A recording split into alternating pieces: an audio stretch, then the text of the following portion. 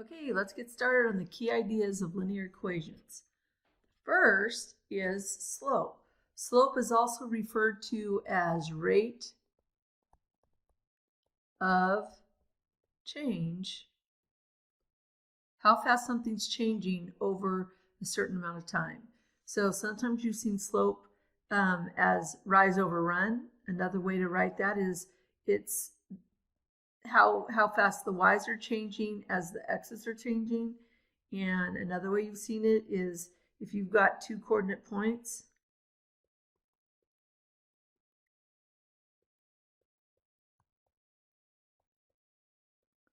here's the equation to find slope.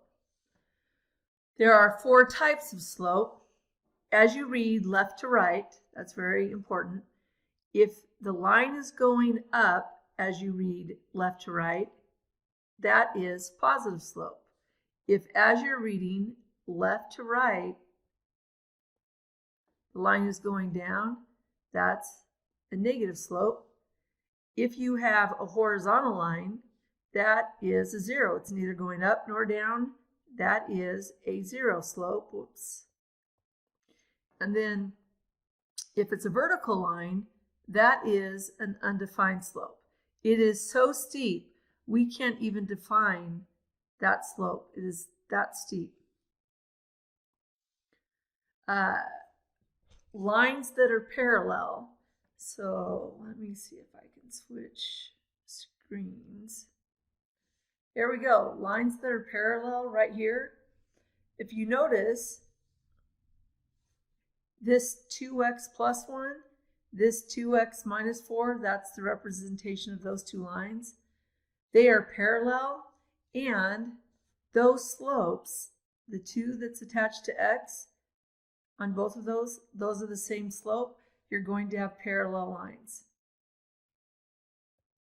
And then if lines are perpendicular to each other, meaning they form a right angle, they're opposite reciprocal.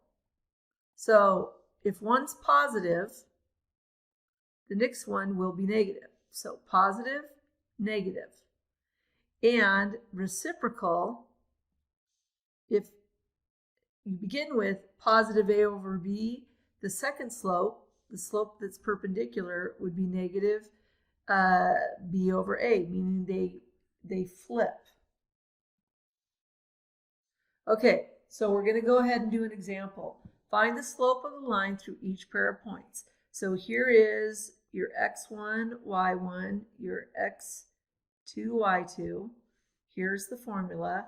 We're just going to plug y2, negative 12, subtract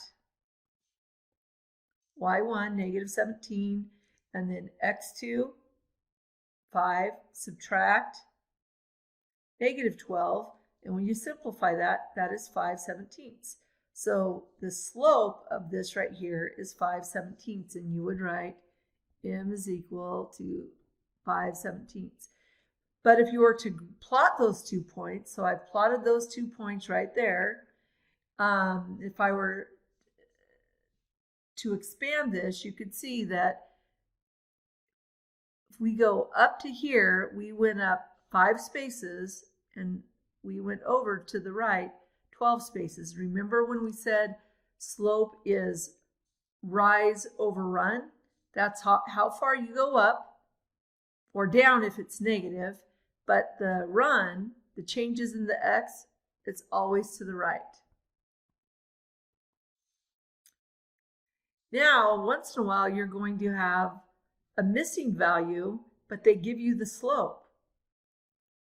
So we know the slope, but we need to know what that point is. So there's an intuitive way you can do it that we'll get into in class, but we're just going to use the slope formula. Remember, m is equal to y2 minus y1 over x2 minus x1.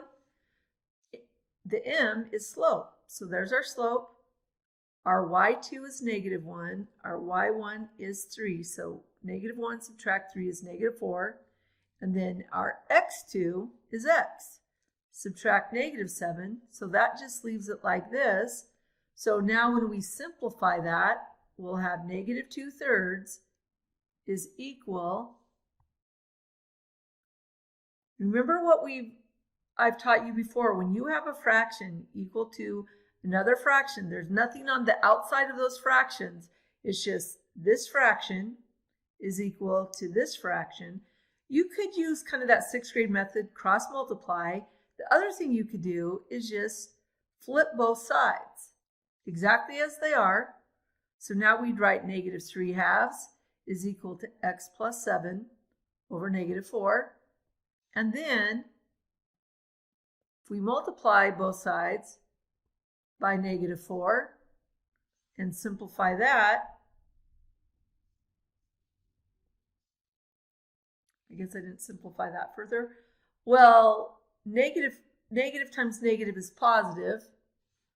Oh, I did simplify it, equals 6. So that's positive 12 divided by 2, which is 6. And that leaves x plus 7. So we're just going to subtract 7. X is equal to negative 1. And I think that's about it for this. So that is kind of the concise down how to find slope, the types of slope, but what happens if you know slope and are missing a point. And then we'll talk about intuitively during class.